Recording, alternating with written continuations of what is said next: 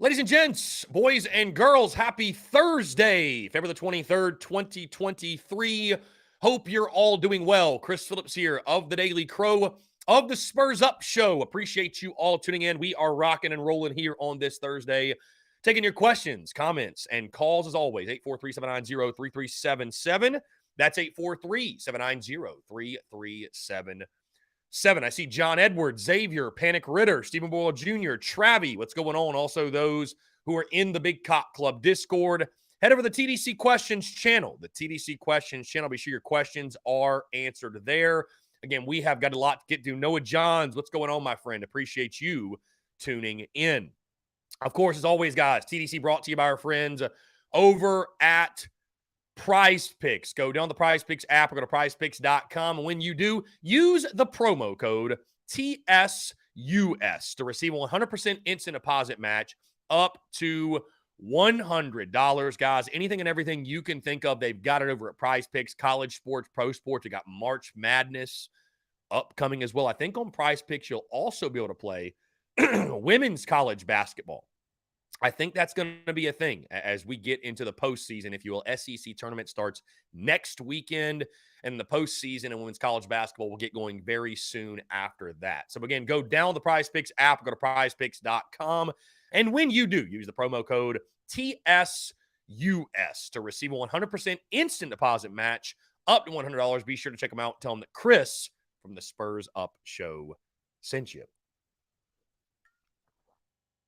Again, guys, we are rocking and rolling here on this Thursday. Of course, this afternoon at 1:15, J.C. Sherbert.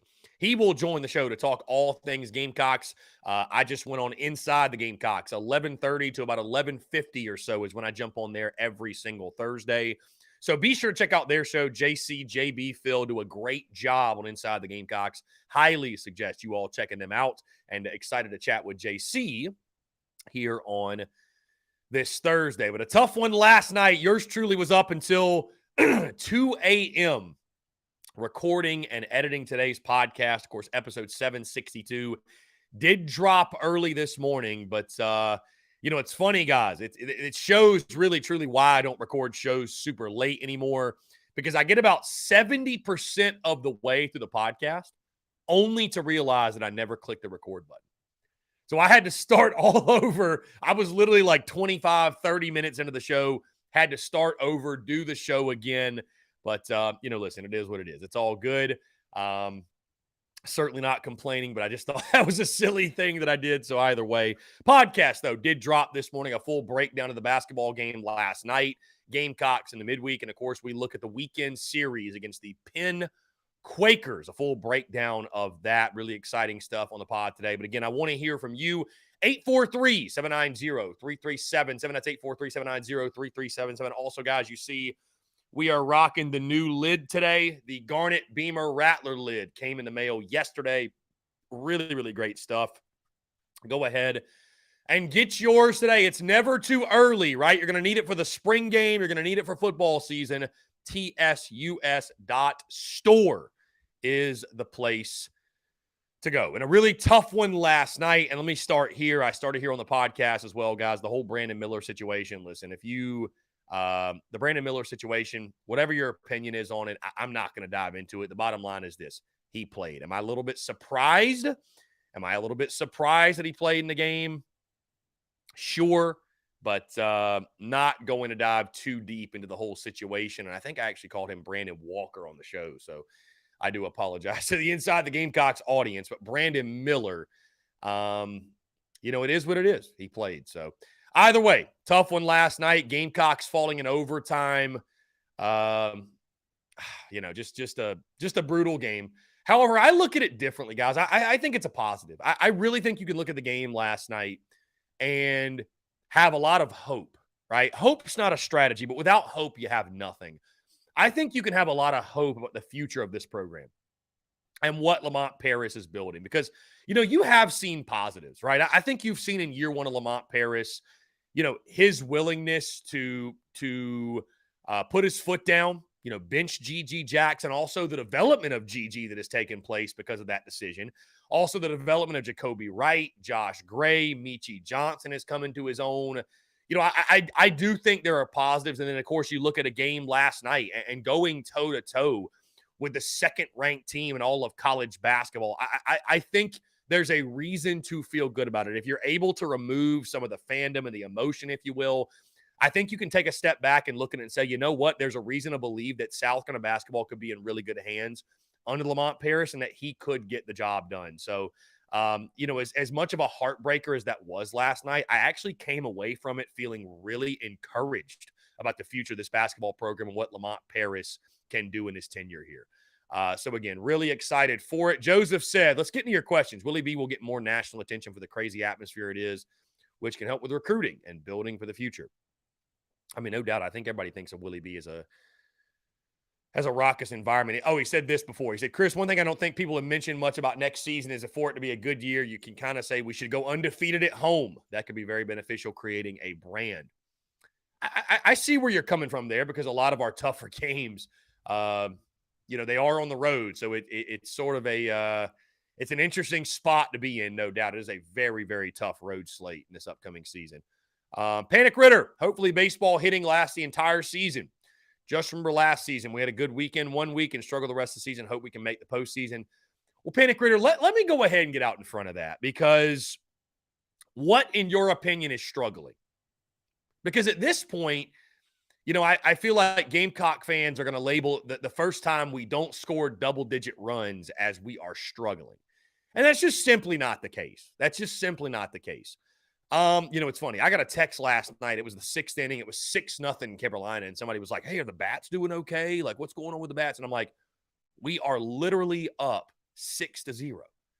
But because of the offensive explosion early in this season, right, not scoring double digits just does not feel good enough. I think that streak will be snapped this weekend. I think you look at Penn. I think Penn is a quality ball club, and I think that they've got some quality arms for sure. But what I want to see more than anything is the consistency in the approach. I want to see consistency in the approach because, hey, listen, you face great pitchers in the SEC. You're not going to score 10 runs a game. Hell, you're going to have to win some ball games, probably 2-1, 3-2, something like that, some lower scoring games. But it's all about the approach from that under control, professional at bats, the consistency and the patience you've shown early in this season, guys. I mean, hey, everybody looks at the home run numbers and why not? 20 bombs thus far. But you know what I look at? A 510 on base percentage, 36 walks, 19 hit by pitches. Guys, when you're getting guys on base and just 33 strikeouts, you're being productive, right? You're being a tough out. You're getting deep in the counts. That's what I want to see continue this weekend against Penn. It's not necessarily about hitting 5 home runs a game. If you do that, great. We'll all take that. But it's about, for me, again, showing consistency in the approach as the competition does get better, because I think it does get better this weekend.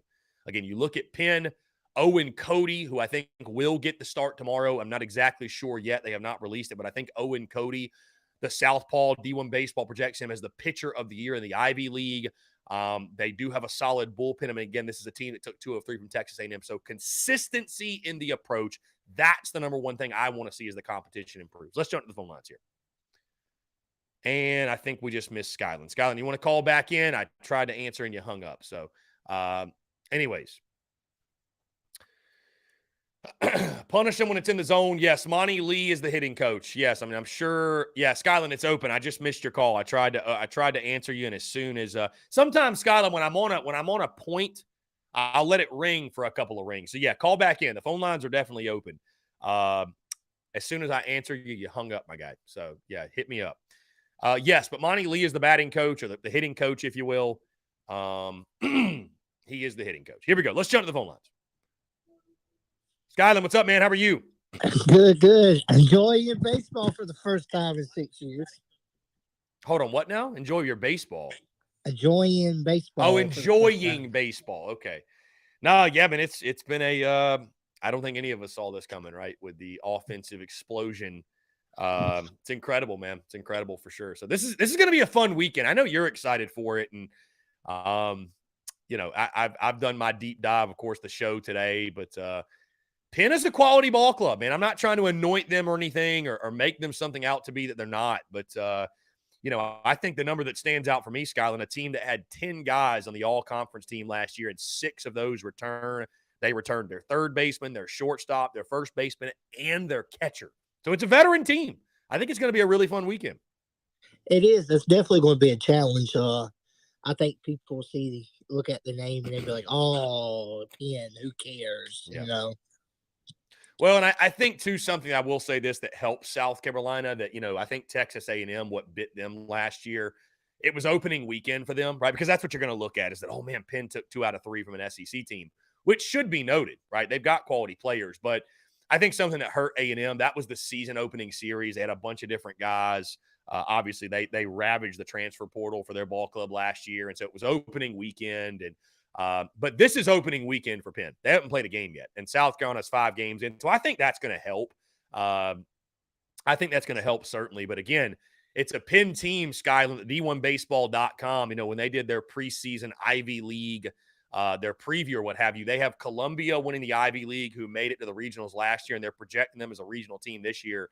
But they got Penn finishing second, and the player of the year and the pitcher of the year in the preseason for D1 Baseball, both from Penn. Wyatt Hensler, the third baseman, who was a third-team All-American last year, and Owen Cody, who I expect to get the baseball tomorrow, the left-hander, pitcher of the year in the Ivy League. So, I mean, again, it's I think it's the best competition you face at this point. I don't want to make Penn out to be some powerhouse or anything, but it will be a step up in competition. So I'm excited to see how it plays out. Right.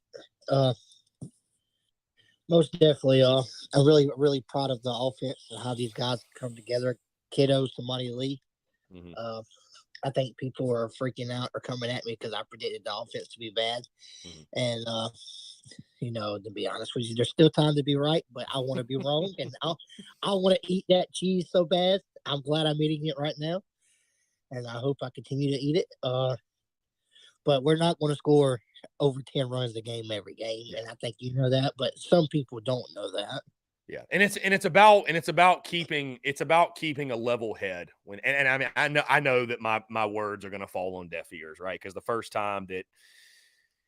time we get shut out or, we only score a run or two in SEC play, people are going to label this team as horrific. They're terrible, what have you. And it's baseball, man. I mean, there's just going to be some days you show up to the yard and, hey, there's going to be some days it looks like a beach ball. There's going to be other days it looks like a pebble. I mean, it's just that's how it goes. But again, that's why, Skyland, I just said right before you called is that the biggest thing I want to see this weekend, scoring a lot of runs is great, but it's, and I know this might sound kind of crazy, but it's almost secondary in the sense that I just want to see consistency in the approach. You know what I mean? Right. There's going to be some days that you're just not going to score 15 runs. I mean, you're going to have to win a ball game 5-3, and that's okay. But I just want to see consistency in the approach. That is my biggest thing. So I don't want to take away from the Gamecocks, but the last 5 games we got to help with errors and walks, and I said if we're going to be a winning team, we're going to have to get help with errors and walks. So I'm really concerned or curious when the walks turn into strikeouts, or will they turn into hits, or will they stay walks? And what if we run into a team that doesn't throw a lot of balls, and how are we going to spark? Are we going to hit the ball? Are we going to put it in play? Or are we going to strike out? There's still a lot of ifs in the air from them. Yeah. Well, I mean, listen, and I'll say this, just looking at specifically this weekend, I've still picked the sweep, Skyland, but that's the good thing is that, hey, even if you have a quote unquote down weekend for the way your offense has been swinging it, I mean, my goodness, Skyland, the pitching staff's just been lights out. I mean, how much do you really need to score? I mean, as good as or as many quality guys as Penn brings back, are they going to be able to hit Hall, Sanders, Mahoney? Are they going to be able to hit this bullpen? I think honestly, I'd love to see the offensive explosion continue. 5 straight games with double digits. But, I think what we haven't been able to see yet, Skyland, because the games have been so out of hand, they've been such blowouts, is roles established. Like, I'm really curious to see this weekend if it's a 5-3 game in the 6th inning, 7th inning, who's the first guy out of the bullpen? Who's the closer? I'm just saying, like, those haven't really been established because we haven't had to do so, right? It's been sort of, hey, let's get guys experience, let's get guys innings, which is great. I mean, we all love that, but I'll be very curious to see. It's like, okay, on Friday night, who's that first guy coming out? Who's the 8th inning guy? Who's the closer? You know what I mean? And so to really start to establish the role. So there could be some positives if you play a closer game.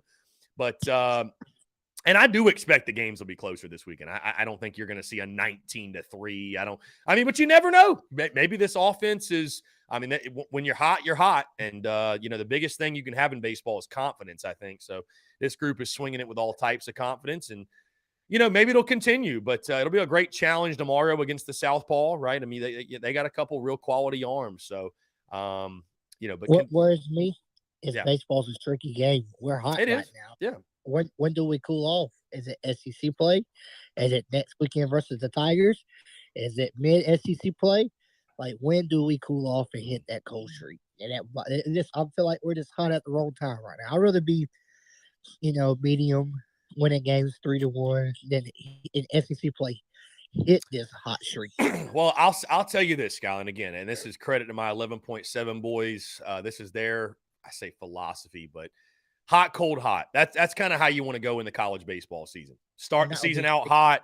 You get cold middle of the year figured out, and then you want to get hot and be peaking at the end.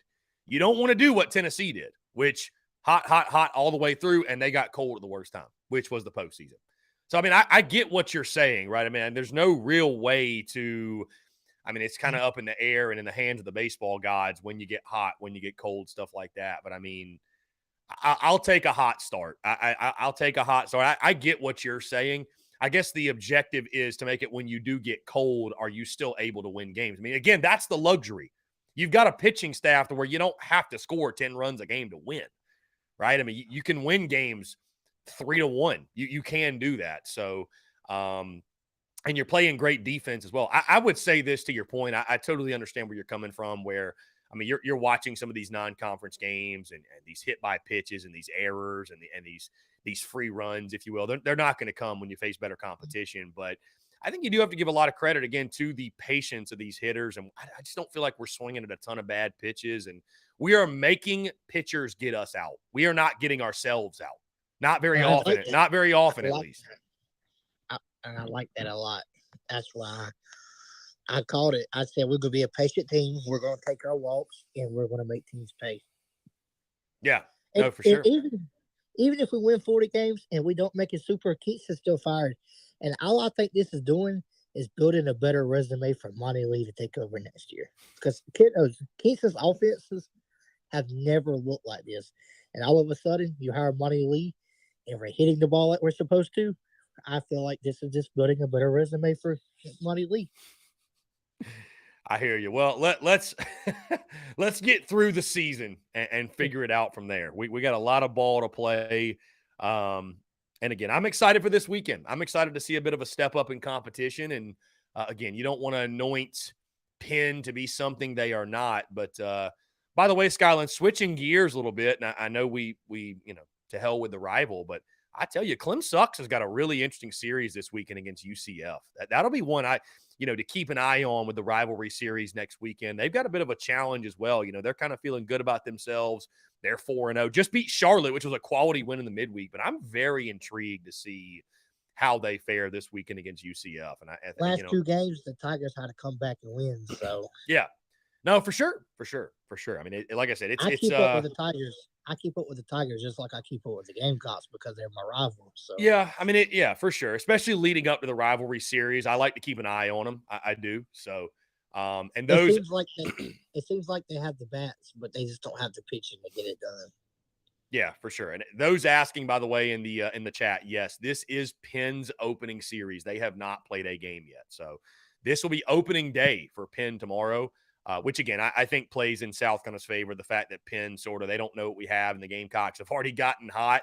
I think that definitely benefits them. But, I'll say this, Skyland, you can, and I'm not saying you're twisting it or anything, but you can twist it or spin it however you want. But the fact that South Carolina's doing this against this competition, it's not something they've always done before. So to see Carolina actually taking care of business and, I mentioned it, picking on lesser pitching and building confidence because you're going to need it because you're not going to hit 378 in SEC play. You're just not going to do it, which is okay. Nobody's expecting you to, but you need to build up as much positive confidence or as much confidence as you possibly can when you go against the best arms that college baseball has to offer.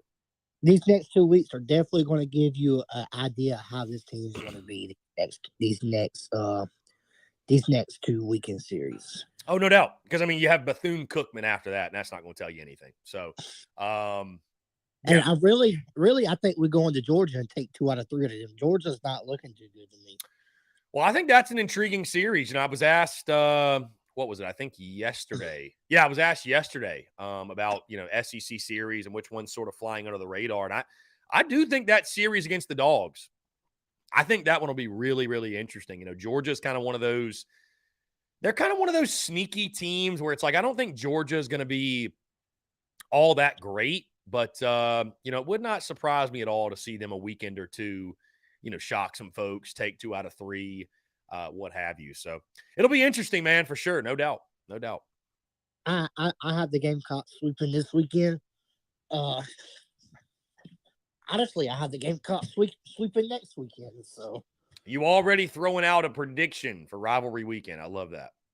I just feel like Clemson's pitching ain't up to par. And our pitching is going to definitely shut down their offense for just a little, just enough for our offense to score. Mm-hmm. So if we can score 5 runs to 7 runs a game, including SEC play, we're gonna be just fine. Well, you know me, Skyline. It will be, I'll be breaking it down in depth all week next week. It's, Carolina Clem sucks on the diamond is like my Super Bowl, man. I get just as fired up for that as I do the football game. So it'll be a lot of fun. But yeah, man, I'm excited for this weekend. Are you going to any games this weekend or no? No, I save my money for next weekend. Gotcha. Okay. I live 2.5 hours away, and it's either choose go to all 3 Clemson games or go to the Columbia this weekend. Yeah, I got you. All right. Well, yeah, sounds good, man. It'll be a lot of fun. And like I said, I'm excited because Penn does feature some quality guys, but I do think, I picked the sweep. And I'll tell you this, guy. It wouldn't shock me if Carolina lost a game. It wouldn't. If they won 2 out of 3, that would not totally shock me. But I just think when you factor in, this is Penn's opening weekend. South Carolina, I don't think there's a hotter group of hitters in college baseball right now. And the fact that you have the pitching to back it up, like even if the offense takes a quote unquote step back and doesn't score the way they have, I mean, you got the arms. You know what I mean? I believe in this pitching staff. I believe in this group of arms you have. So in the way you're playing defense as well, and I mean, you're just making it so tough on opposing hitters. And again, opening weekend for them, they're going to finally see some live action. And I think the Gamecocks will get it done. I do. I think they'll get it done. I think they'll hit enough. I think you will still see the bat stay hot. Again, I don't think it's going to be in the double digits like you've seen, but the bats will be good enough. The pitching will be dominating. I think South Carolina will move to 8-0. Big shout out to Gavin Cassius for hitting 2 base hits last night outside of. I thought he was going to be home run or nothing, but he came in, hit a single and a double last night. Proud of him. Yeah. Cassius is coming into his own. Hey, how about Ethan Petrie?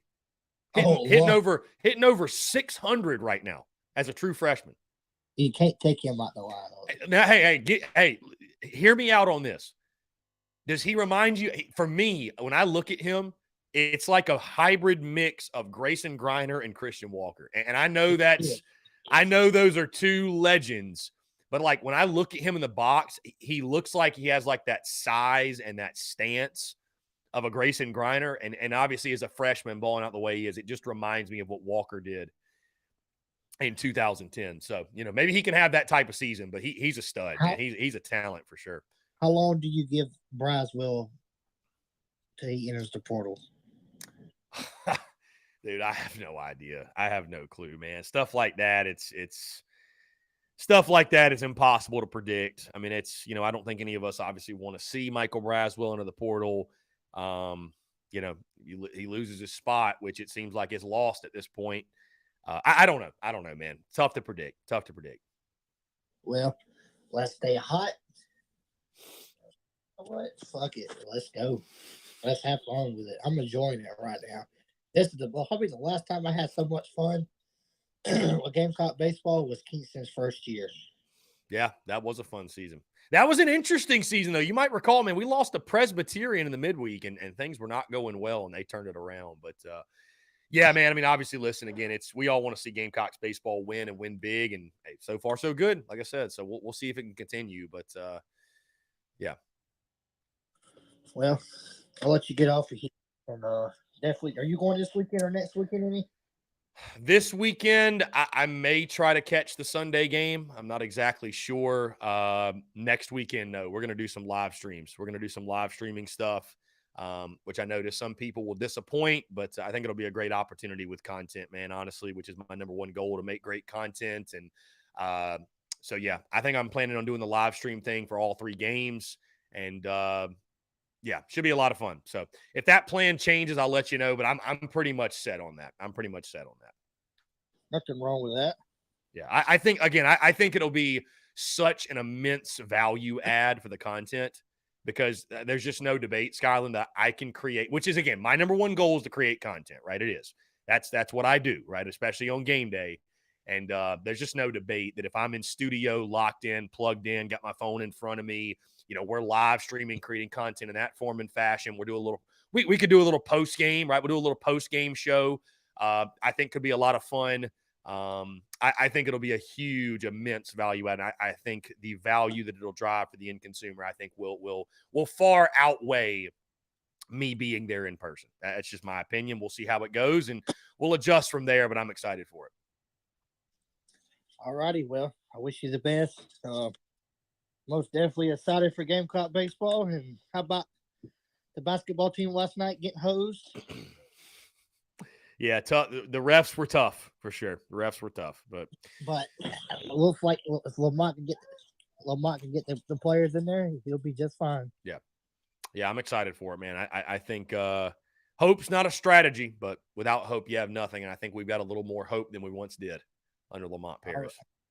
All righty. Well, you have a good day, and call in Monday after the series. Yes, sir. We'll talk soon. Skyland, I appreciate you. Go Cox. Go Cox. Great stuff from our friend Skyland Davis, one of the most passionate Gamecock fans, Gamecock baseball fans for sure that you will ever meet. And again, I appreciate his call and his insight. Let's see. Yeah, Brian Dean, am I going into games? I might go Sunday, maybe. I'm not 110% sure, guys. I'll just tell you this, that when I'm at games, it's going to be sort of just a random thing. I don't know that I'm going to make like a really big deal of me going to games or what have you, because, again, guys, it's one of those things where, do I love going to games? Sure. But it almost at this point just doesn't make sense. Like it doesn't make sense for me to be there in person. It makes sense for me to be back on the home front creating content. It just does. You know what I mean? It just literally does. Again, I think there's some cool things, but I look at it this way almost too. Like if I'm not vlogging, if we're not doing behind the beak, if we're not creating some form of content from being there, there's really no point in me being there. And it's actually, again, it actually takes away from what I could be doing in studio, video in front of me, creating content. It actually takes away from that, in my opinion. So, yeah. So, I mean, I'm always open to feedback, and if you guys have thoughts on it, what have you. But I mean, it just, it just doesn't make a lot of sense. Honestly, when you really think about it, my number one goal to create great content and drive value for the end consumer, it doesn't make a lot of sense for me to put myself in a position where the content suffers. It just doesn't. So it just doesn't. Trip Cromer, what's the most games in a row we've scored 10+ runs? I'm not sure. I'm honestly not sure, to be honest with you. But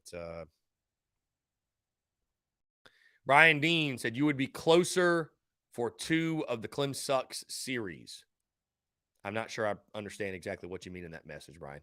Are you saying that I'm closer to like where the game's being played or what have you? Bruin Nation, damn, Robbie was almost right on his 3 things. Yeah, Robbie almost picked the upset. Robbie almost picked it. So kudos to Robbie. Guys, switching gears a little bit. Way too early, or I call it way too early, but early college football lines, gambling lines have dropped via FanDuel, and South Carolina is a 1.5-point underdog to the North Carolina Tar Heels. Thoughts? I'm a bit surprised. Color me shocked. Color me shocked. I mean, listen, I think UNC is a quality club. Don't get me wrong; they're a quality team, but my goodness, I'm that one surprises me. That one actually really surprises me. I don't know if FanDuel is just expecting our defense to be terrible or what the deal is, but UNC being a favorite in the game is fairly surprising. It's fairly surprising. So again, that is just via FanDuel. Yeah. So yes, again, guys, I understand that where I'm at now, I am closer geographically to the games, and I first off, I'll say this: I'd have to be a lunatic to go to the game in Clem Sucks. The way those people feel about me and the shit that I'll be talking, no thanks. And I love seeing the people on social media. You scared? Like, oh, you gonna? Yeah, I'm not gonna put myself in a position to get messed around. Like, I want to be able to sit and watch and enjoy the game, right? And so I'm not gonna put myself in a position to where I cannot do so. Going to the game at Clem Sucks. I don't feel 110% confident that I could actually enjoy the game. I'll be totally honest with you. And again, like I said, this all really comes down to I just know and believe that it is a much more of a value add. And guys, I've literally bought equipment for this reason. It's much more of a value add to watch the games from the studio, do the live stream, watch along, create content. And then again, also, like I said, guys, we might even do the post game show. I'm thinking about this. We might do a post game show for the baseball games. I'm not exactly sure, not 100% on that, but what do y'all think? I think that could be really cool. I don't know if, it's obviously not going to get probably the interaction or the call-ins like a football game would, but I don't know. We could do a post-game show. We could just also kind of roll into the post-game. I don't think there's really any need in doing two separate shows, especially for baseball. But no, I think it'll be a great thing. So let's see. Okay, Brian, the Gamecocks can claim the SEC regular season title tonight with a victory at Tennessee. How about that? Dawn Staley's squad getting after it. I would have fully expect them to get the W. Really, really exciting stuff. That'll be an interesting game, especially after a bit of a sluggish game at Ole Miss, right? How does South Carolina's team respond to that? Again, guys, appreciate you all tuning in. 843-790-3377. Really excited to chat with you here on this Thursday. Do we think Anthony Richardson's going to go number 1 overall? Is that really going to happen? That seems crazy to me. That really seems crazy to me.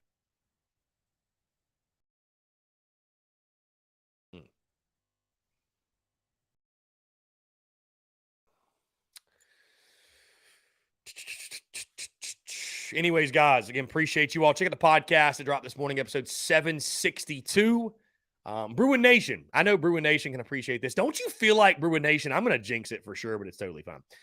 Don't you feel like things have been pretty calm on the social media front? It's weird, right? Like, things have been pretty calm. Nobody's tried to cancel me in quite a while. I'm like, is everybody okay? No, I'm kidding. The embers of hate always burn out, man. They're just not sustainable. They're just not sustainable. So I'm glad that social media has found some peace. I am, right? Are you not? I mean, it's great, man. The slap dickery has sort of subsided on social media. It's been nice. The last couple of weeks have been nice. They really have. And maybe it's just because the bats, right, have put a silence to some of the slap dickery, but it's been nice. Twitter's been nice. Twitter's been really nice. So I love it, man.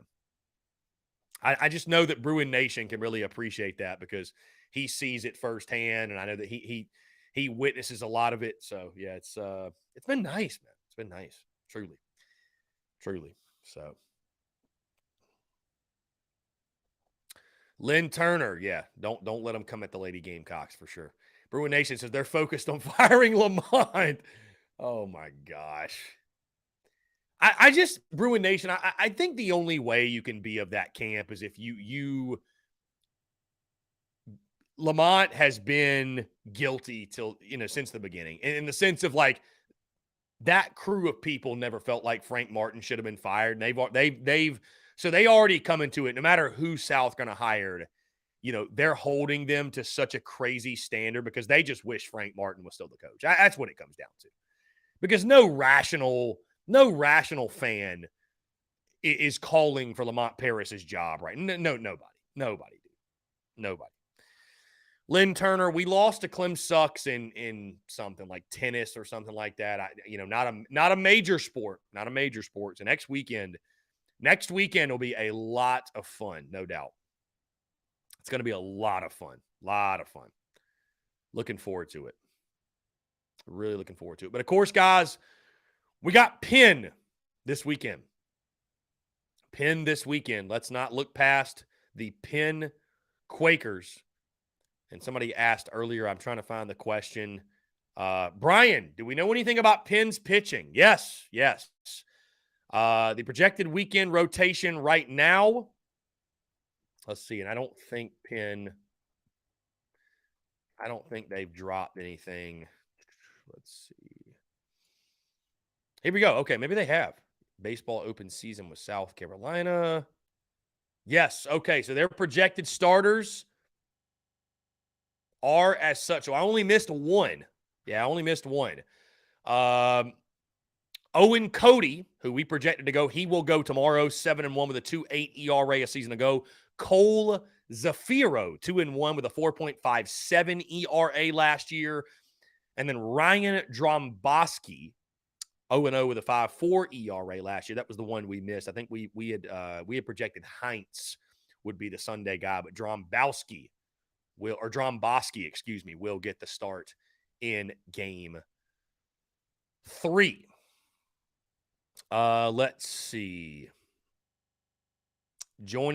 Owen Cody. I don't know why the background here on this site messed up. Let's see. Owen Cody, all conference a season ago. He had a 2.8 ERA, 74 Ks, and 54 2/3 innings of work. Pitches on the left side, had a 7-1 record. 6 Quakers who pitched to a sub-5 ERA are back as well, including David Shoemaker, who had an ERA under 1 for more than half of the season, finished with a 2.16 ERA. So, they're pitching solid. Their pitching is solid for sure. And again, Cody, D1 Baseball projects him as the preseason pitcher of the year in the Ivy League. So, preseason pitcher of the year in the Ivy League. So the pitching is solid, no doubt. Let's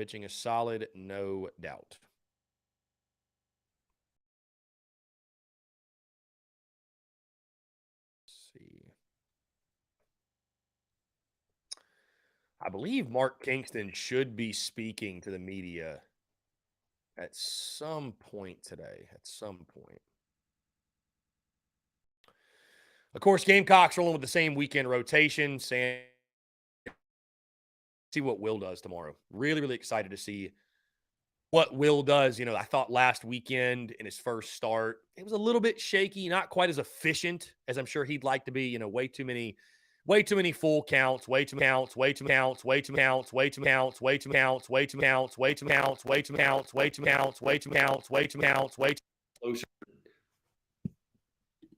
Get back.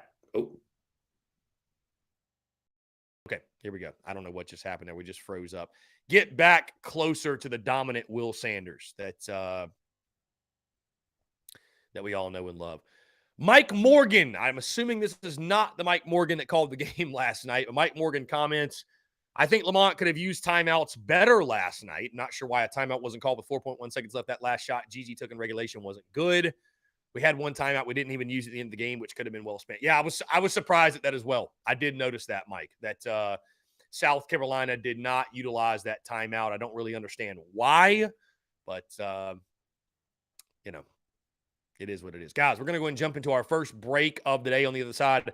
I want to hear from you, more of your questions, your comments, your calls, and more. You're tuned in to the Daily Crow.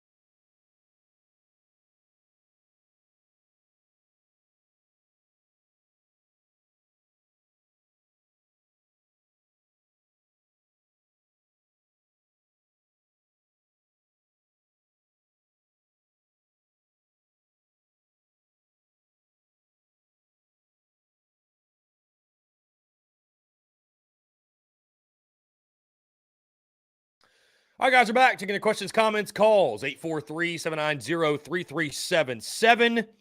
That is 843-790-3377. Again, really excited. Get your calls in now because J.C. Sherbert will join us at 1:15 for his scheduled or his normal weekly conversation, I should say. Really, really excited. Also, guys, we will have Mark Ryan on the show tomorrow.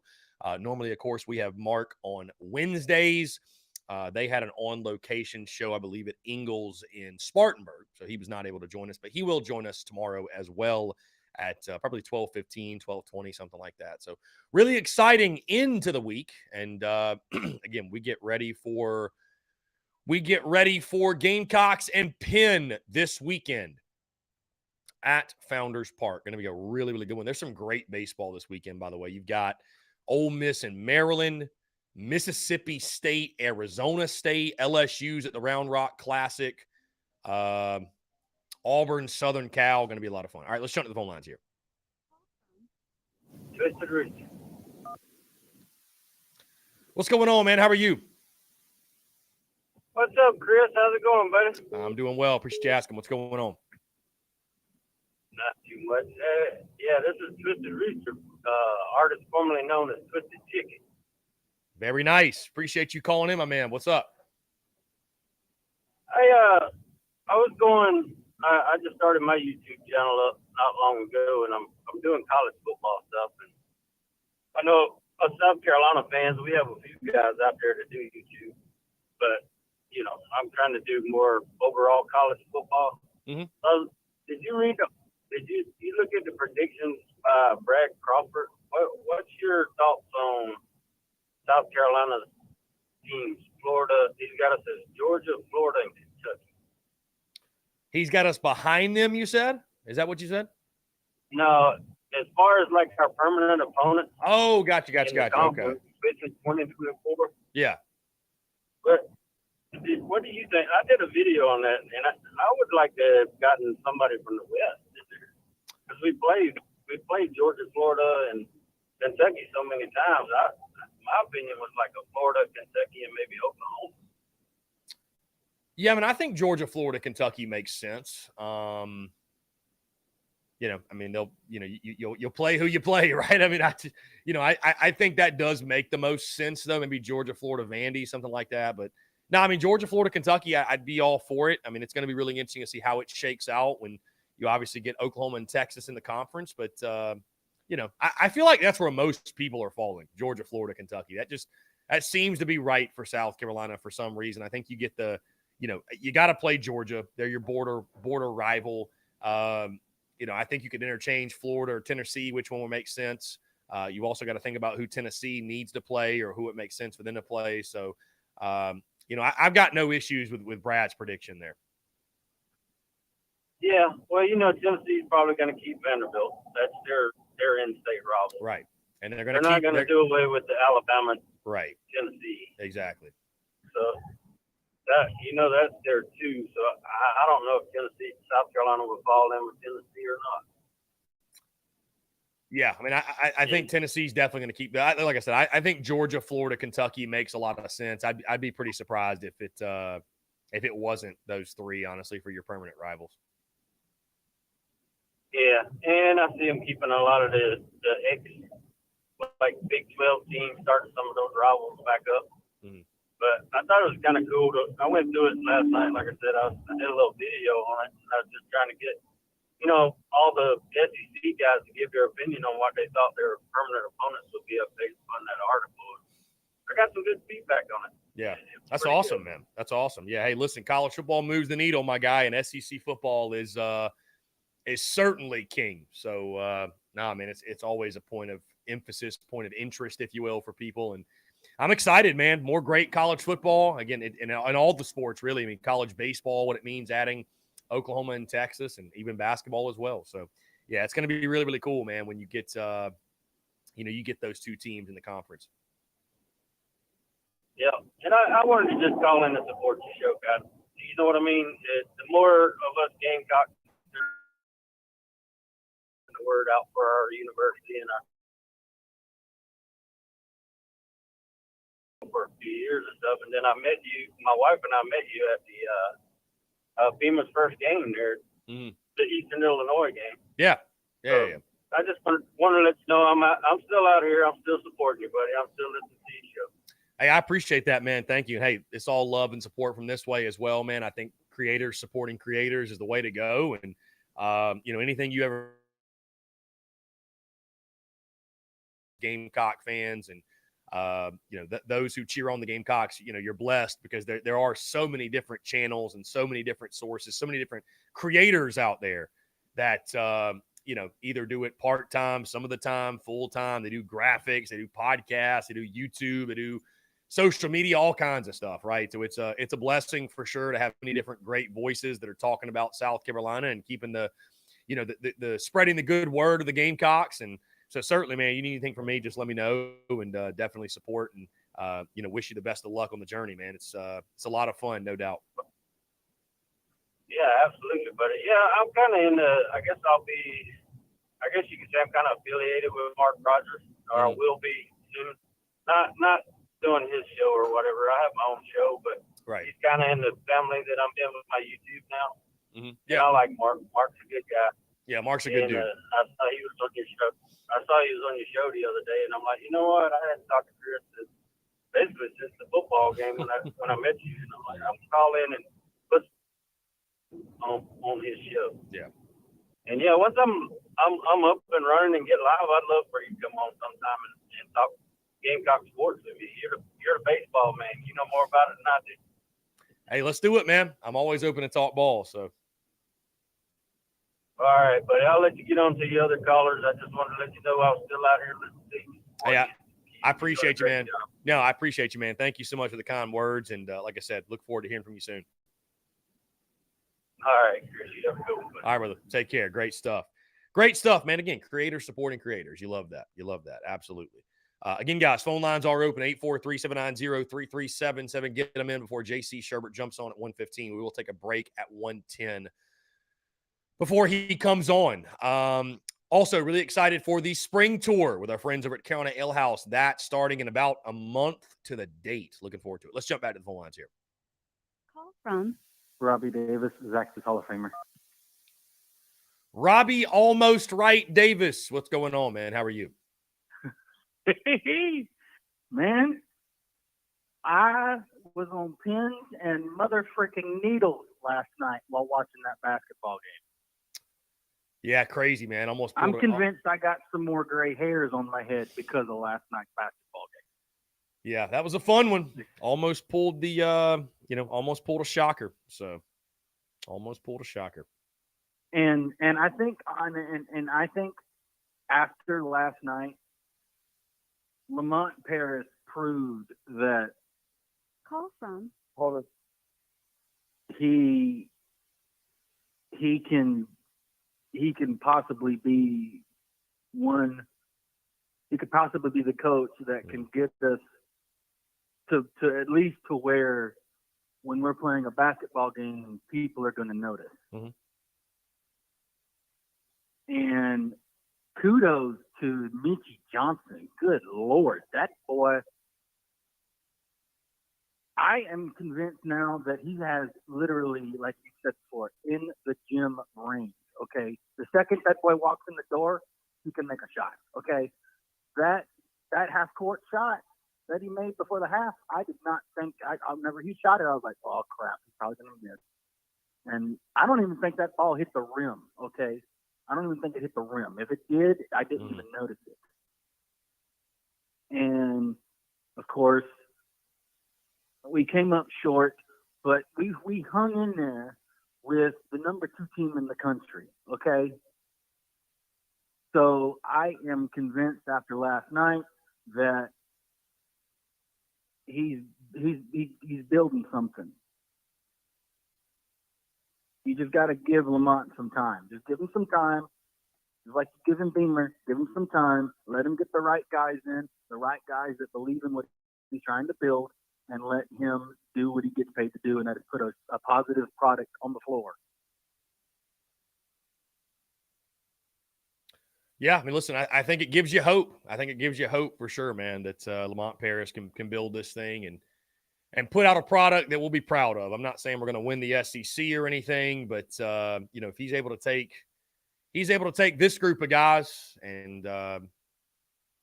do what he did last night. I mean, who knows?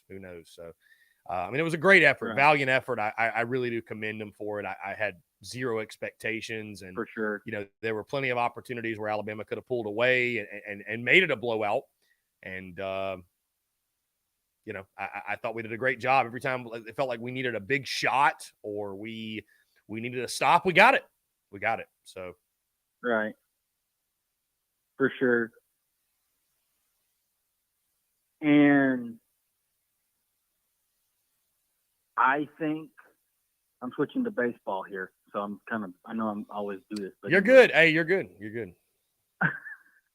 I honestly, after watching the last couple of weeks and with how this pitching staff has been doing, I partly think we're going to break out the brooms against Penn this weekend.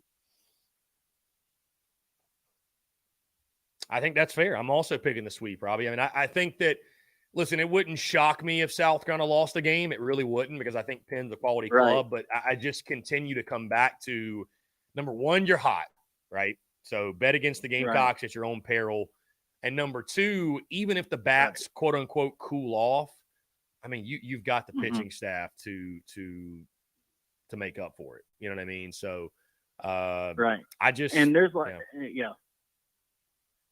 And if I'm not mistaken, there's 40-ish or 50-ish games in college baseball. 50 games in this season. Okay. Regular I knew season. it was around somewhere. Yeah, 56 but regular we're season. Obviously not gonna. We're not gonna go undefeated. Okay. Mm-hmm. It's not gonna happen. And like I said the other day, there's gonna be weekends where we just don't have it. And whenever we have weekends like that, we got to have a short memory, get it back to the way it was, and just stay focused and just take care of business whenever the opportunity represents itself.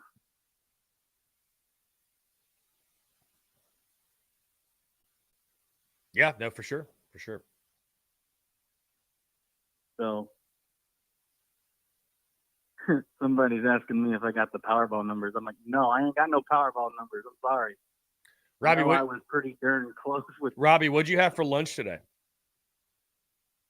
I'm actually eating a leftover sub from Jersey Mike's. Love that. I tell you what, my guy, I'm a big pup. I'm a big pup sub guy, but who has good subs? Do not sleep on Ingles. Their subs are bomb. Ingles subs are good. Ingles has got good subs. Ingles has got good subs, my friend. Yes, they do. I don't know why I love subs so much, but I don't know. I mean, who doesn't love a good sandwich? Come on. But I might see if my mom. I might see if either tomorrow or next week I can make walking tacos again. I'm craving walking tacos again. Walking tacos. Oh yeah, love it. It's easy to make, but it's expensive as hang whenever you buy all the stuff for it. It's like almost $50 for everything you need to get. Wow. Wow. Yeah. But it's worth it though. But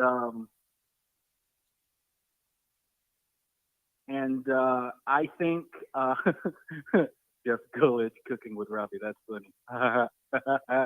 Hey, I can cook to an extent now. Okay, I can. But anyways,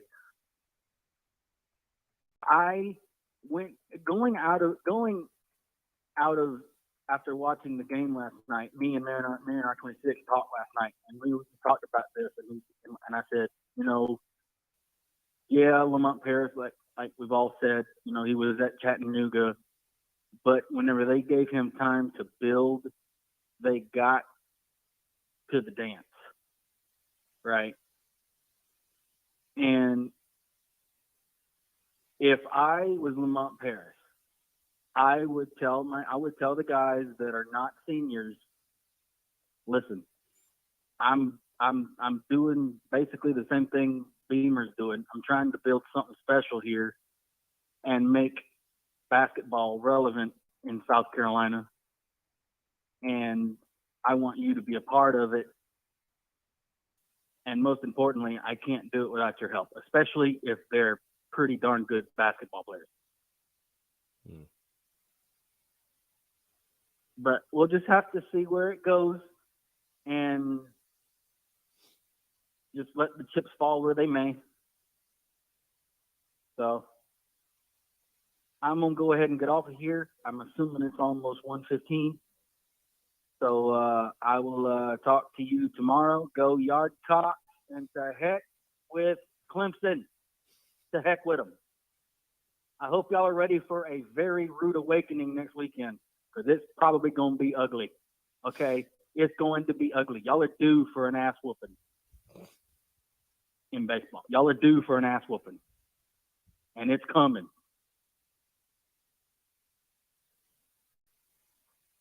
I love it, Robbie. Well said, my friend. Hey, next week's going to be fun with the rivalry series. That is for sure. For sure. Best rivalry in college baseball. I don't care what anybody says. Best rivalry in college baseball. All right, buddy. Have a great rest of your day. And as always, leave the dumb stuff to me. Will do, Robbie. I appreciate you, my man. Thanks for the call.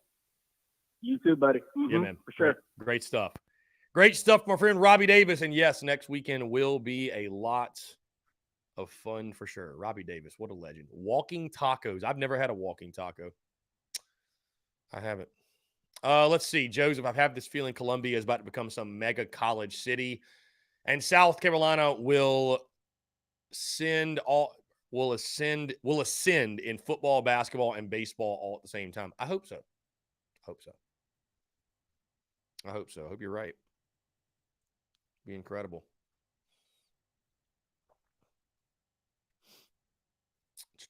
Anyways, guys, 843-790-3377. I know our friend Hunter tried to call in.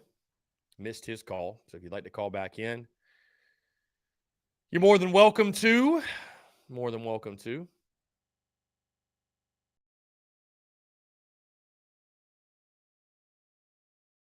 We got JC Sherbert up coming at 1:15.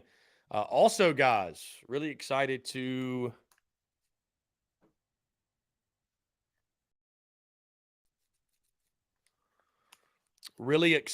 chat with our friends over at Nachos and Analysis next week, which is a Clem Sucks podcast. I'll be jumping on there on Wednesday, I'm assuming for the Thursday podcast, to talk all things South Carolina, Clem Sucks, the rivalry series. Going to be a lot of fun. Also, they had a guy that I don't know if he like made a bet or something. He made a bet with somebody, but he lost the bet. And the punishment is that one of their co-hosts of this Clem Sucks show a shirt to the Friday night game is supplying the shirt. So I ask you all, which shirt should we give him? Which shirt should we make him wear? Right? I'm thinking the Clem Sucks shirt just says it all, right? I feel that's the perfect one. I feel like that's the perfect one. So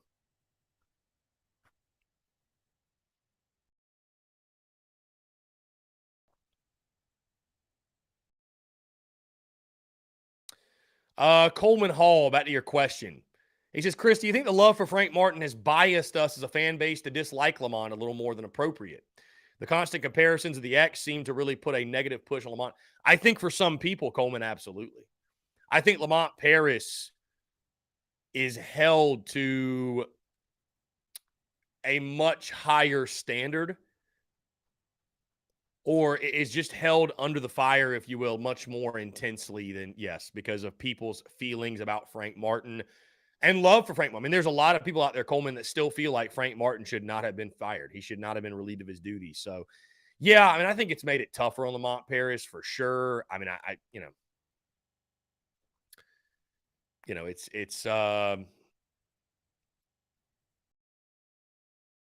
yeah, it's one of those things where it is tougher, but I don't think it's the majority. But I think the minority that is still Frank Martin stands that were upset that he was relieved of his duties again are very, very loud for sure. No doubt. No doubt.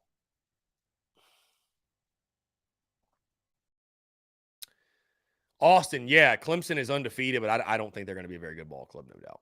I don't think they're going to be a very, very good ball club. So,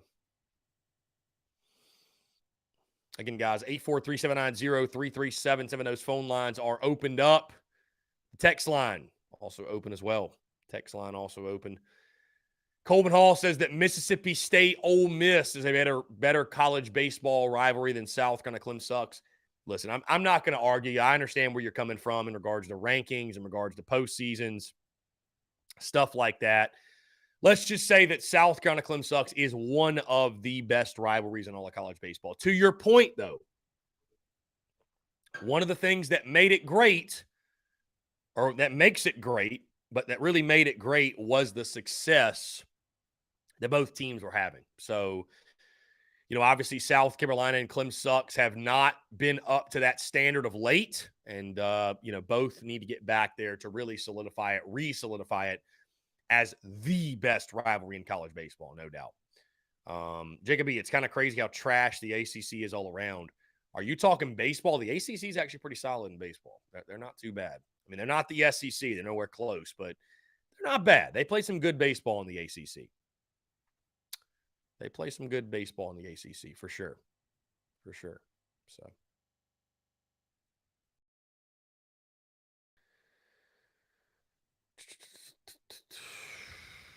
Oh my God. Brewer Nation, Chris, here's your hot take to get Twitter talking. The same people that are calling for Lamont to be fired in year one bashed TSUS for saying fire Muschamp. I mean, dude, it is what it is, man. Hey, listen, I understand. No, Bruin Nation, what's more intriguing about what you just brought up is that a lot of the same people that wanted me exiled from the fan base in 2019 for calling for Muschamp's job, those same people today are on the I hate Will Muschamp, he's a slapdick crew, right? They're those same people. So it is funny to see things sort of come full circle, if you will, and see those that, again, literally wanted me canceled or exiled from the fan base have the same opinion. You know what I mean? So I don't know. It is what it is, man. It is what it is. It just happens. It happens, man. It happens. So it happens.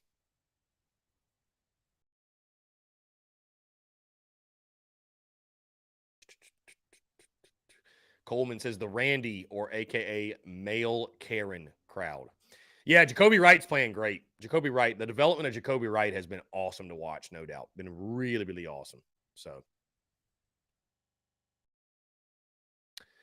Marion says, Robbie, don't be doing no dumb stuff when me or your mom is not there. Get on him, Marion. Attaboy. Get on him. Get on him now. Don't be doing that dumb stuff when they're not around. It's a fact. That is a fact. Love it. Love it. Austin Greer says, I like Muschamp, to be honest. That's fine. I won't judge you for it. That's totally fine, my friend. To each their own. To each their own. Indeed. To each their own.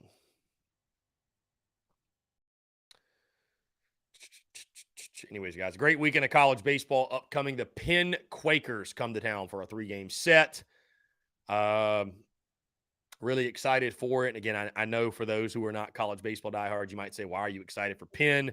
Again, a quality ball club coming to town. It's a quality ball club in the Ivy League. 6 all-conference players return from a season ago. Pretty solid starting rotation. I think this will be South Carolina's best competition yet. Would expect them to win, no doubt, but do not be surprised if a couple of games are close. Do not be surprised at all. It honestly wouldn't shock me if South Carolina lost a game, but do not be surprised if the games are close this weekend. Guys, that being said, We are going to jump into a quick break. We're going to close up the phone lines because on the other side, we've got J.C. Sherbert of Inside the Gamecocks. He will join us, guys. We're really excited for that. More of that, of course, that conversation upcoming on the other side of the break. You're tuned in to the Daily Crow.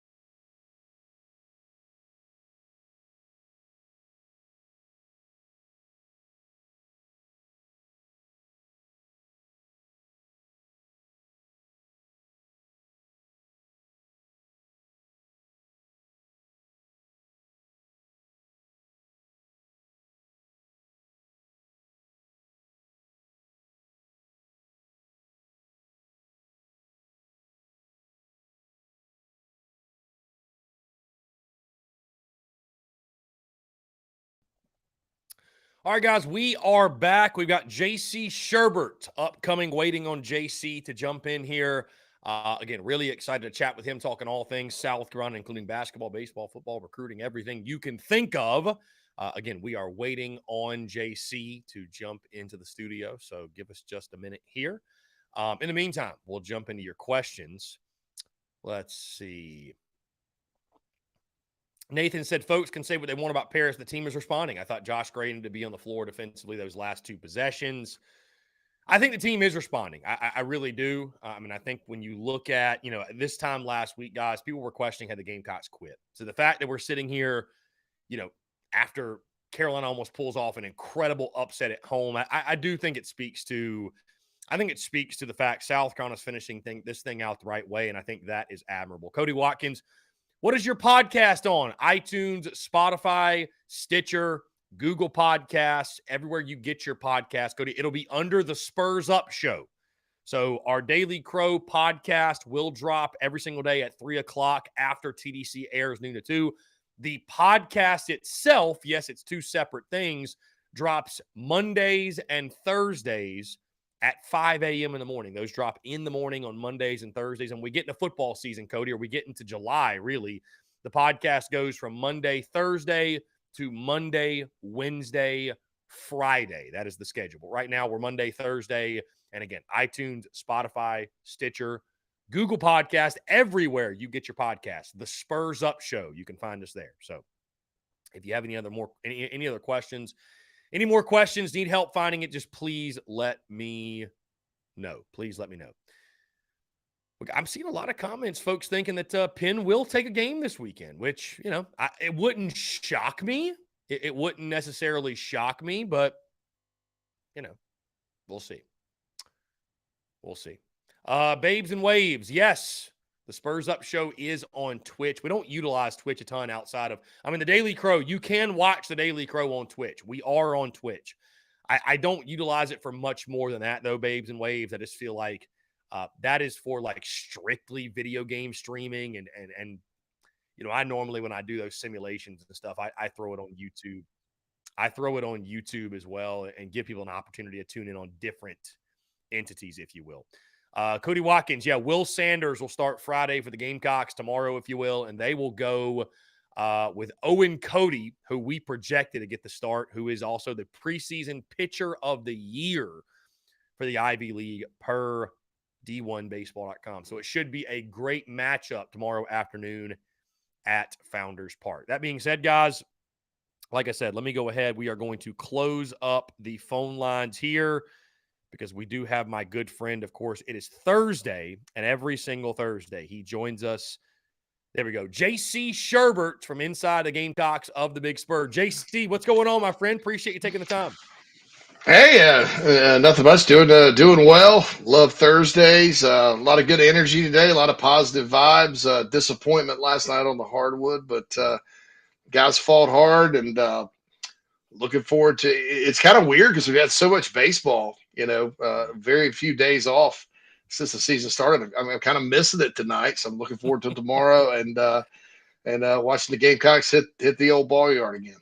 Well, especially, JC, when you're playing as well as the Yardcocks are, you want to play every single day, right? You're just itching to get back after it. But let's start on the basketball side of things, because, of course, last night, South Carolina suffers a really tough loss to the second-ranked Alabama Crimson Tide. But I really like, JC, what you said this morning on your show on Inside the Gamecocks, which, the word hope, that it provides hope. And I know at times this season, I know you admittedly had maybe not had quite as much hope as you would have liked, just because it's been really, really ugly and really hard to watch at times. But maybe a game like last night, despite the fact you didn't win, maybe a game like last night is one of those results, or one of those efforts, if you will, that does give you some hope in the future of this program under Lamont Paris. Your just overall thought on that and the game itself? Yeah, it would have been as far as rankings go, probably the biggest win, obviously, since Devin Downey took down Kentucky during the Darren Horn era. As far as regular season rankings wins go, obviously nothing really compares to the Final Four run, but it would have been a significant win and one of the biggest upsets of the year in college basketball. And this is a team that part of the reason I didn't have a lot of hope was this is a team that's gone out there and just gotten blown off the floor so many times. And then they'll rebound and do something, a little bit better and compete and go get road wins or whatever and all this stuff. And, so it's been a little up and down. My concern and what kind of fed the whole hope thing was more so from a recruiting standpoint, a lay of the land standpoint, and a NIL standpoint to a certain extent. College basketball is so transient these days. You have to hit the portal. You have to do this. And I just, this by and large is a portal fueled or portal built team. And they're not very good. So collectively, but that was part of my problem. And what gives me hope now is you sort of look and you see the competitiveness and all that, but you also see a guy like Jacoby Wright coming into his own. You see the improvement with Josh Gray. Josh Gray's got a lot to work on this offseason as far as being a better offensive basketball player, but I think he's certainly capable, and he's playing with 10 times the confidence he used to. My goodness, he's 7 feet tall, 260 pounds or whatever. I mean, and he's grabbing a lot of boards, really playing a lot tougher. I like what I've seen out of Zach Davis this year. Michi Johnson is playing a lot more consistent. I think he's getting more and more healthy. I don't think he always was early in the season. And so you have some guys that, and I didn't mention G.G. Jackson because I don't think he'll be back next season, but some guys that you can carry into next year that can form a leadership nucleus that have gelled with Coach Paris. Coach Paris is familiar with them, all that good stuff. And then if you can go add, I hate to say it, 5 or 6 pieces from the portal, I think you can get this thing to competitive. And maybe you're only looking at, one down year this year record-wise from where Frank Martin had it. And then, of course, the idea is to get South Carolina into the NCAA tournament on a more consistent basis. That's what everybody wants. But, performances like last night, not so much from the team standpoint, but also individually, you can see some real growth happening there. And I think that's a good sign whenever you have a new coach that things are heading in the right direction. Yeah, JC, when you talk expectations and building the program, what do we feel like the expectations are? Because obviously Frank Martin was relieved of his duties because of one NCAA tournament appearance in a decade. Granted, that tournament appearance was a Final Four run that is the greatest run in school history. But, I feel like it's got to be somewhat of a luxury, right, for Lamont Paris, that he's probably going to get a couple of years to really get it going.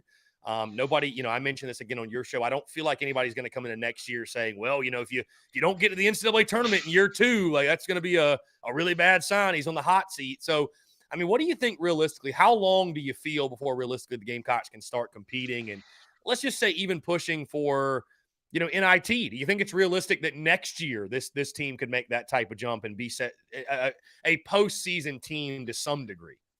It's tough because of the transfer portal. Because you don't know who's going to be in and who's not going to be in. And then in basketball, it's so competitive for like your top line guys.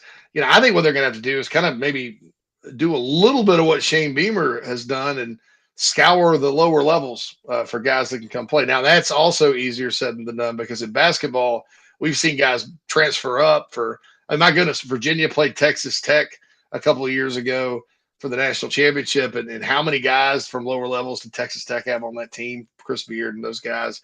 Virginia has some transfers as well. So it's easier said than done, but you got to go find guys that you can kind of put together. Sometimes you got to outsmart people, and I think we've seen 2 examples of that with Frank Booker coming in for Frank Martin.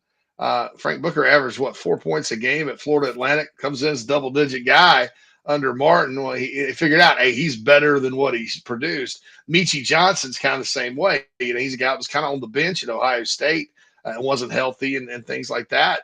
Well, now look at him. He's a really good basketball player. There's a reason he was ranked in the top 100 or whatever as a recruit. So sometimes you got to kind of duck and weave and find guys. As much as people sometimes get on Hayden Brown, I don't think there's a problem with Hayden Brown being on your on an SEC basketball roster at all. And I'm not just saying that because he went to Burns. I think the problem is when you're relying on Hayden Brown to be your star or one of your stars each and every night, because he's probably more suited to be a blue collar role player type. So, just all in all, it depends on the portal. If they can go get a solid group out of the portal, I think, and then everybody comes back that should, and they make a jump. I'm talking Wright, Gray, Johnson, Hankins, Stanford, Zach Davis, those guys. There's nothing that says South Carolina can't, get right there, middle of the pack, maybe even better if the ball bounces their way. You think about this, Chris. You go down in overtime to Vandy. You go down in overtime to Alabama. You lost by, 2 against Arkansas at home, and you lost a heartbreaker that you could have won at the buzzer at Georgia. They're 3-12, so that's 4 wins. They would have been 7-8 in the league with 3 games to go right now, which I think Frank was 9-9 his last go around. So they wouldn't have been too far off pace. I think, what killed this team early and finished them off early were those 3 games in Charleston, which were quite frankly inexcusable. And I don't know, every one of those teams is well coached, and Lamont Paris was just kind of starting out and gelling his team, but man, those were ugly games. Every single one of them. You get waxed by Furman, waxed by Davidson, waxed by Colorado State. That's going to have people jump off the bandwagon real quick. But, so I don't know that right now, as it stands, they're as far off as maybe we thought. They're not going to go 1-17 in the league or whatever. But, if you could take that nucleus, continue to get those guys better, and then add some pieces, shoot, I mean, we could see them in contention for a tournament bid next year. Now I say that, and I want to remind everybody before they go, "Oh, you're crazy." South Carolina's been in contention for a tournament bid every year since the year before the Final Four. They at some point in February been on some bubble or something, played their way out of it ultimately. So they've been close. I mean, it's not like they've been that far off. So I think that's realistic to shoot for next season. But like I said, it just kind of depends on who he can find in the portal and if they want to come and if you get them and how they gel and all that. But it does give me a little hope that there is a group of guys right now that we can see, Chris, getting better and playing better basketball, getting more confident, that kind of thing. That's coaching. That's establishing your standards for a program. Those are some things you look for in a first-year head coach. And for the first time last night, it kind of dawned on me, because it's easy to do it in one game, right? But you do it over time, and you start looking, going, "Hey, this thing's getting better." That's what gives me hope moving forward. Now, JC, before we get into baseball, let's talk a little South kind of football here, because FanDuel released some early lines. And, of course, I'm somebody that I love the gambling side of things. I think it gives us a really good indicator of, just obviously what the sharps in Vegas are thinking, but what a sort of the national perception is of a certain game or your football team. And, obviously Shane Beamer don't give a damn about gambling lines, because the Gamecocks have just shown time and time again that they'll be 14-point favorites, 17-point favorites, 20-point favorites, and they'll get the W, right? So it really doesn't matter, but it's a fun talking point for people like you and I.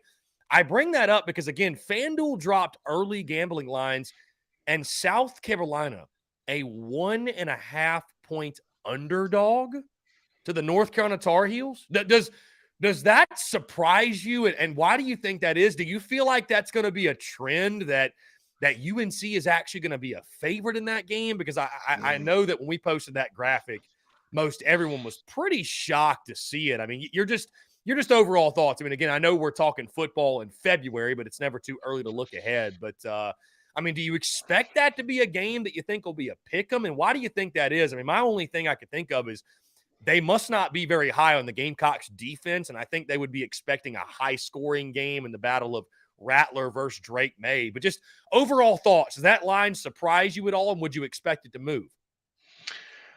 The closeness of it doesn't really at this point, Chris, just because the Vegas guys have, or at least one online sports book I saw, or 2 of them have Drake May as the leading contender for the Heisman next year. Like, he has the best odds of anyone. And so they like that kid. And heck, I do too, man. I'll tell you, the previous staff that was here and talking to somebody that would definitely know all about it.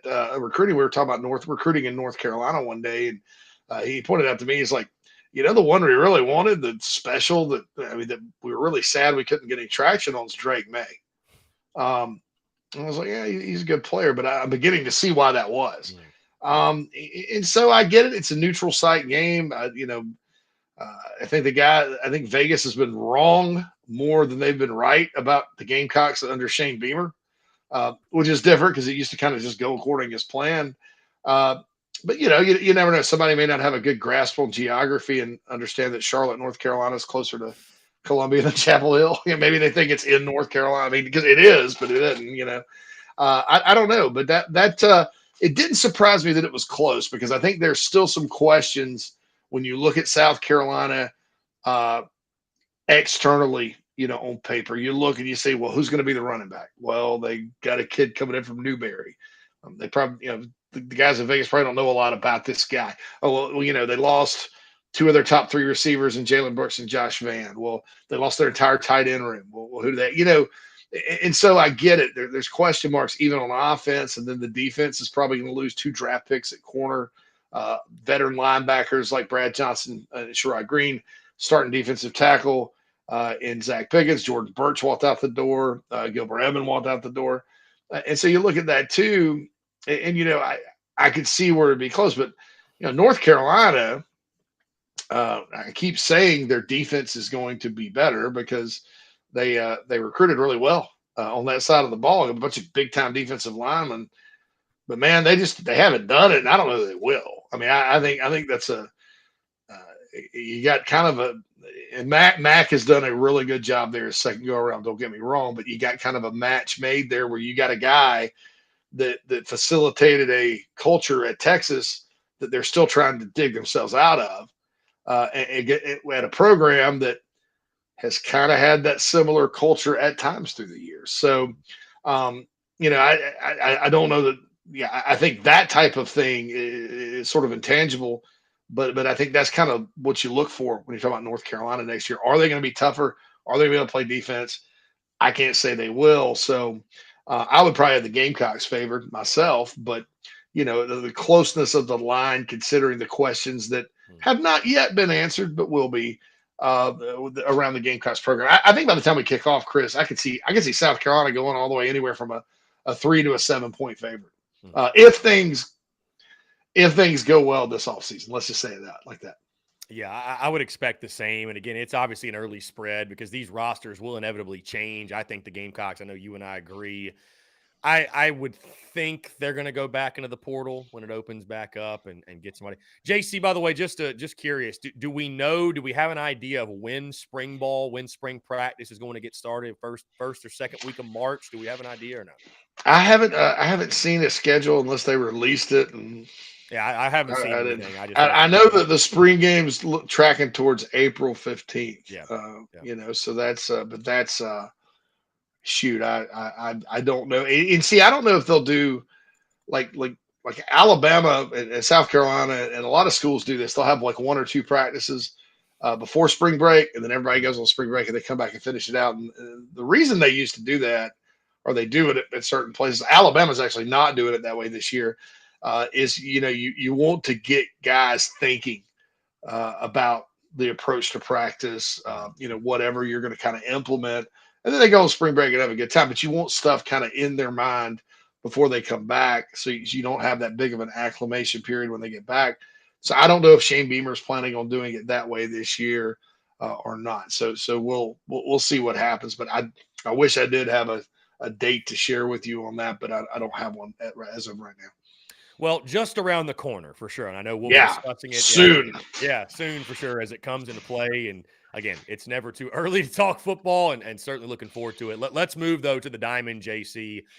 What a start for the Yardcocks, especially offensively. Of course, a 5-0 record, but South Carolina right now hitting 374 with 20 home runs.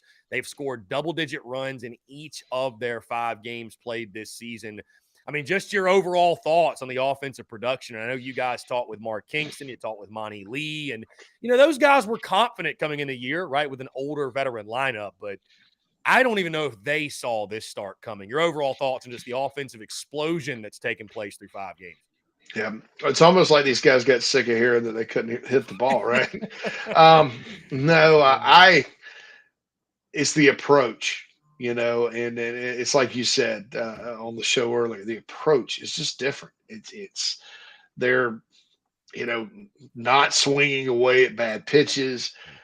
There's not an overt emphasis on the long ball, and I think sometimes when you don't in baseball, when you're not trying to hit it over the fence, sometimes you hit it over the fence, because it's you're selective and you get a hold of one. And I think the players they brought in, Chris, are pretty good. I mean, you think about it, Gavin Cass is a pretty good player. And he's really good. McGillis, who came in from Southern Miss, really good player at Southern Miss, especially in the postseason for the Golden Eagles. You got a guy like Carson Hornig, who's come into his own. Used to be a younger player, now he's older. Braylon Wimmer's playing the best baseball he's played, both on defense and hitting. I mean, my man's hitting 526 right now with 3 homers and 12 RBIs. That's a big time deal for Braylon Wimmer. And then you have other guys like Cole Messina and Talmadge LaCroix are doing what they need to do. Caleb Denny's doing what he needs to do. Evan Stone is getting on base, right? The 571 on base percentage. He's not going to hit great, but he's getting on base. 6 walks on the season. And I love the fact too that, and this helps your confidence when you get into SEC play and you can't play everybody to empty the bench. I love the fact that 6th, 7th inning comes along. Here comes Michael Braswell, Jonathan French, Kevin Madden, and Dylan Brewer. Some of the guys we knew from last year. They come on in and they've been doing their part. And I think anytime this is why blowouts are probably not the best viewing experience for fans. But blowouts are awesome if you're on a team because the guys that don't ever get to play. And then everybody's happy and they come back the next day wanting to work even harder and they enjoy coming to practice. When you're losing or just scraping by and things aren't always going well, or things aren't going well at all, people get disgruntled because then the kids on the bench are like, well, why don't I get a shot? It becomes more of an individual thing. But teams that blow people out tend to have pretty good camaraderie and things like that because, hey, everybody's getting a swing at it, right? So I think that's been important too and will continue to be as we move forward, prior to SEC play. And another thing is too, that I don't blame Kingston for emptying the bench because as much as this program struggled with injuries, right, it's always a good idea to have people ready to go. And so I think that's been important as well. Yeah, depth certainly important in baseball. When you think about SEC play, JC, like you mentioned, and interchanging different guys, you're going to need all hands on deck when you take on that SEC gauntlet, the best college baseball or the best that college baseball has to offer for sure. JC, last thing before I get you out of here. And of course, we got a big series this weekend against the Penn Quakers, but moving back to the football side of things, because the big news of the week that will affect college football nationally, at least, is the chatter is beginning. Ross Dellinger of Sports Illustrated, many reported on it, but earlier this week, he tweeted out college ball leaders are moving closer to recommended clock rule changes meant to reduce plays in games for the safety and game length reasons. Sources tell Sports Illustrated. These are the 4 proposals: prohibiting consecutive timeouts, for example, icing kicks, no untimed down at the end of the first quarter and third quarter. This is where it gets interesting. The clock running after first downs, except inside of 2 minutes and a half. And the final one, clock running on incompletions once the ball is spotted. So first thing, JC, is this: are college football games too long? And your just overall thoughts on these proposed rule changes, and are they really for the safety and to reduce plays, if you will? It feels like it's a bit of a decision made for business, which is normally what these decisions revolve around. But just thoughts on these proposed changes to the game and in an effort to shorten the games, if you will. Yeah, early in my career, I was working in Gainesville, Georgia at a newspaper. And so I was there in 2003, and Mark Richt I think he was in his third year, and in the 03 season, they tried some stuff like this. Like, and the games were way short. They certainly went a lot shorter that season. I mean, it was like 10, 15 plays a game or out. And Mark Richt made the comment. He's like, I don't know why they want to do that, because what you're doing is just taking away what the fans love, which is watching their team play. We have, most teams in college football are guaranteed 12 games a year. So the other 353 days a year, we're sitting around like me and you talking about it, right? It's not like baseball where there's 56 ball games, or basketball where there's 30, or the NFL where there's 17 in the regular season. I mean, it's only 12. If you're lucky enough to get to a bowl, 13, and so to me, anything that tries to cut that back, I mean, my God, it goes so fast as it is. The only thing with the length of games that, I think gets crazy is like when you're trying to watch it on TV. Like, I know I was watching the Gator Bowl, and I wanted to like literally jump through the TV and strangle the Mayo Bowl people, because I was watching that awful game between Maryland and NC State, and they kept calling timeout. So, we had to catch the first part of the Gator Bowl on ESPN News. That's fine. I mean, I'll take that inconvenience television wise every now and then for the maximum amount of college football, which again is what we all love. Now, as far as the specific rules go, 1 and 2, I don't care. I mean, there's rarely an untimed down anyway. The icing the kicker thing, it takes a little bit of the strategy off, but then it avoids unfortunate situations like where your kicker nails the kick because he's already kicking when the timeout happens, and the next one he misses. That's a little bit.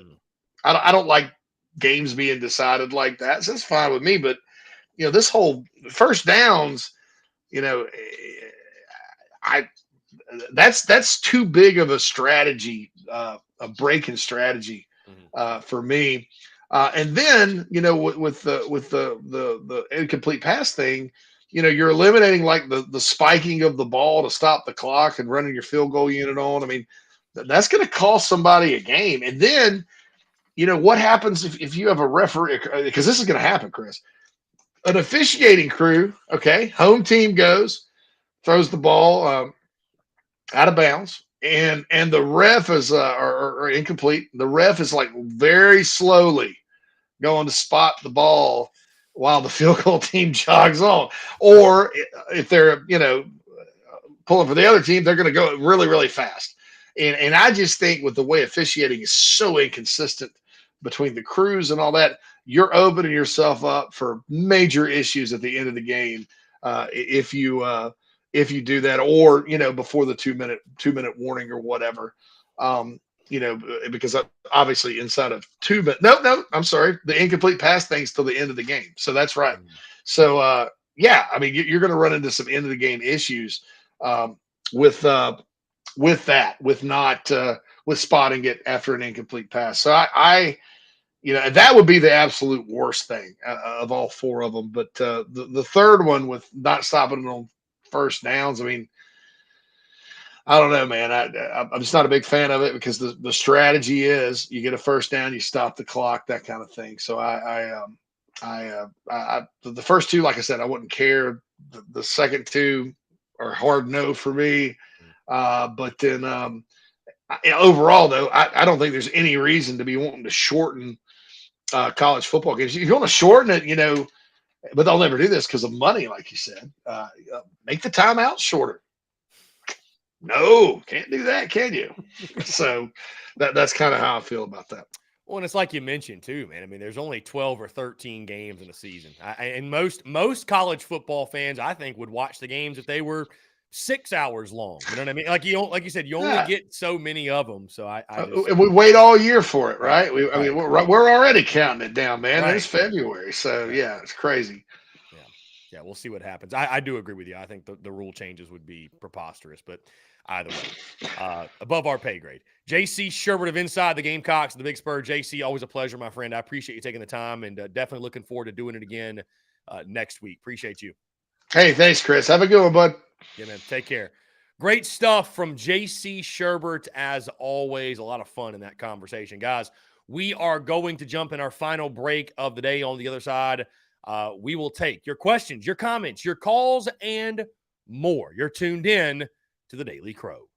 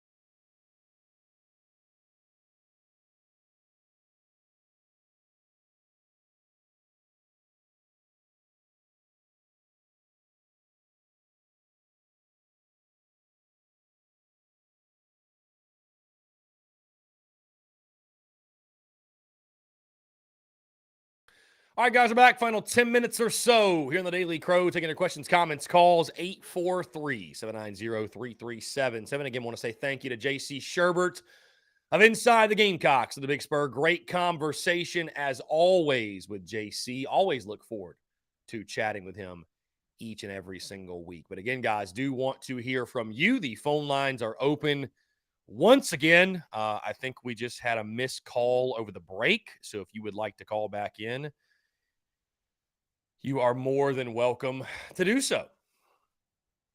You're more than welcome to do so here. Rebecca, what's going on? Appreciate you tuning in. I did see that your hen laid an egg. How about that? As expensive as eggs are, that's actually pretty valuable for you. So congratulations. Nathan, am I a bad person because I never want Clem Sucks to win at anything? No, I just think you're a Gamecock fan. You're not a bad person. You're just a Gamecock fan. It is what it is. That's how rivalries are supposed to go, my guy. That's how rivalries are supposed to go, indeed. So, to JC's point, it is like almost kind of weird, right? South Carolina baseball not playing a game tonight. 8 games in the first 10 days of the season.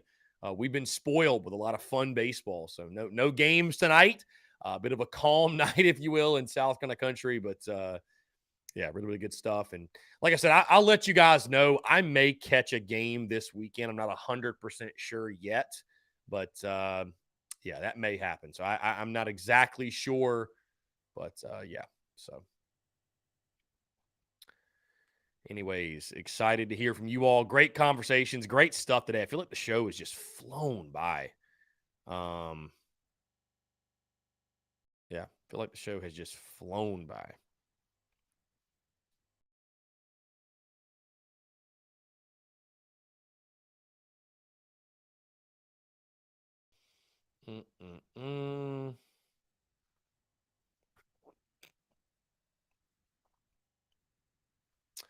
Rebecca says, y'all talking about camouflage. They need to do pink for the women, Chris. I'm game. Why not? I'm all game for it. I saw you comment about the pink camo. I'd be down. Jeff Gullidge, players report for spring practice next week, right, Jeff? We don't have an official date. I have no idea. With the spring game being on April 15th, I think it'll be more so in the month of March. I think it'll be, around March 7th, 8th, something like that. So, yeah, that's just my guess. I mean, I have no clue, though. Yeah, Marion Lady Cox travel to Vol Country tonight. Indeed. Indeed. Going to be a lot of fun. Intriguing game. A sneaky, intriguing game.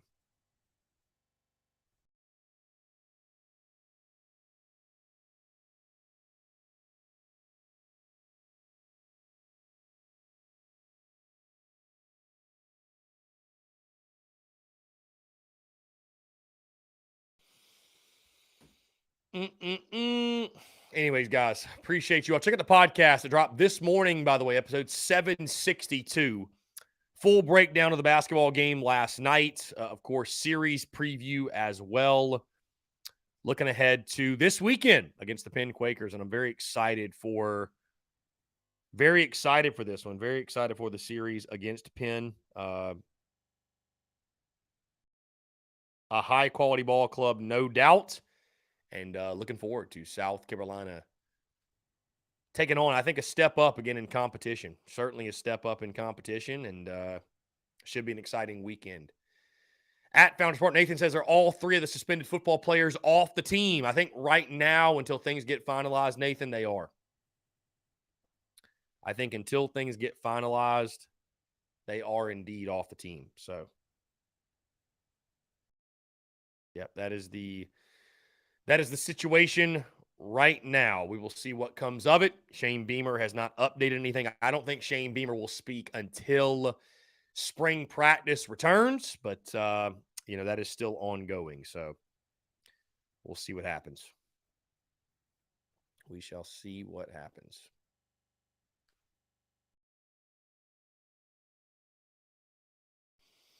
Beautiful day here in the upstate. High 70s. Probably going to be a beautiful weekend for baseball as well at Founders Park. So looking forward to it.